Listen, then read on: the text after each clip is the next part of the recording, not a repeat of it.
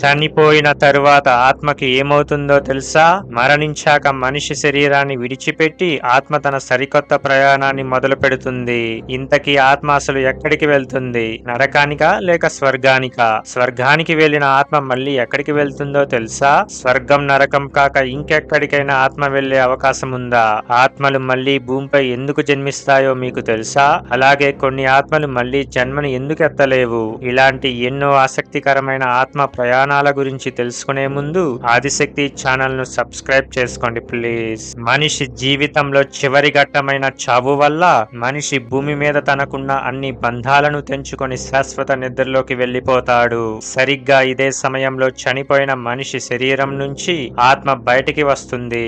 అలా బయటికి వచ్చిన ఆత్మ ప్రయాణాన్ని మాత్రం నిర్ణయించేది కర్మ సిద్ధాంతమే.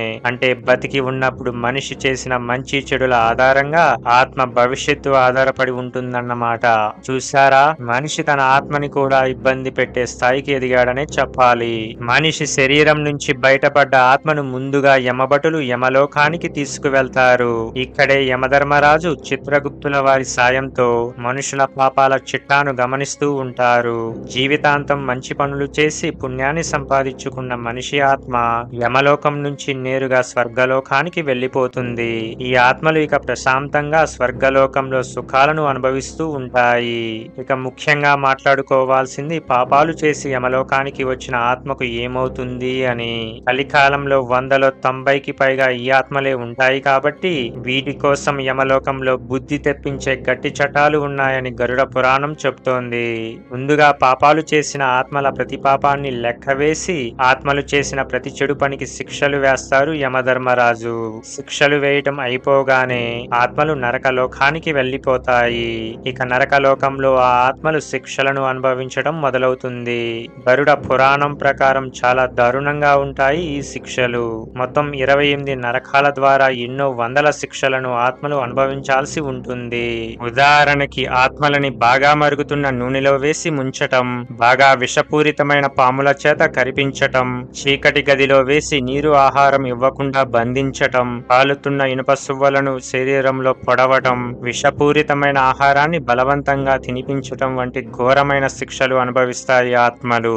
ఆత్మలకు సంబంధించి గరుడ పురాణంలో స్వర్గం నరకాల గురించే కాక ఆత్మల ప్రయాణం గురించి కొన్ని రహస్యాలు చెప్పబడ్డాయి. ఏ ఆత్మకైనా స్వర్గ నరక ద్వారాలు శాశ్వతం కాదు. ఆత్మకు స్వర్గం లేదా నరకం తాత్కాలికమే. అంటే కొన్ని నెలలు లేదా కొన్ని సంవత్సరాలు మాత్రమే ఆత్మలు ఈ లోకాలలో ఉంటాయి. పోయిన జన్మలో పుణ్యాలు చేసి స్వర్గలోకంలో సుఖాలు అనుభవిస్తున్న ఆత్మ కొంతకాలం తర్వాత మళ్లీ భూమిపై జన్మిస్తుంది. అదే విధంగా నరకలోకంలో ఘోర శిక్షలు అనుభవిస్తున్న ఆత్మ కూడా కొంతకాలం తర్వాత మళ్లీ భూమిపై జన్మ తీసుకుంటుంది.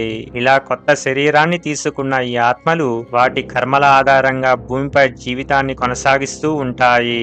కాలం తీరాక మళ్లీ శరీరాన్ని వదిలి యమలోకానికి వెళ్లాల్సిందే. గమనిస్తే ఇదంతా ఒక సైకిల్ అని అర్థమవుతుంది. ఈ సైకిల్ నే పునర్జన్మ చక్రం అంటారు. జనన మరణాల చక్రం అంటే ఇదే. అంటే పోయిన జన్మలో చేసిన మంచి చెడుల వల్లే ఈ కొత్త జన్మలో ఆత్మ తన కర్మలను మనిషి చేత చేయిస్తుంది. అయితే ప్రతి ఆత్మ మళ్లీ జన్మని ఎత్తుతాయా అంటే కాదు. కొన్ని ఆత్మలు మళ్లీ జన్మలు ఎత్తవు. కొన్ని ఆత్మలు భూమిపై జన్మలు తీసుకున్న తరువాత మోక్షాన్ని సాధిస్తాయి. ఉదాహరణకి కుక్కగా, సింహంగా, చివరిగా 3వ జన్మలో మనిషిగా పుట్టి కొన్నాళ్లకు చనిపోయాక ఆ ఆత్మ మోక్షాన్ని సాధించొచ్చు. మనిషికి మోక్షాన్ని సాధించడానికి ధ్యానం, యోగా, దైవభక్తి మార్గాలు సహాయపడతాయి. ఇలా మోక్షాన్ని సాధించిన ఆత్మలు ఇక జన్మ ఎత్తకుండా ఆ పరమాత్మలో ఐక్యమవుతాయి. అంటే జనన మరణాల చక్రంలో ఇక ఆత్మ చిక్కుకోదు అని అర్థం. అది మిత్రులారా ఆత్మ కథా కమామిషు. ఈ కంటెంట్ నచ్చితే please subscribe to Adishakti Telugu story channel. Please like, share and comment చేయడం మర్చిపోకండి.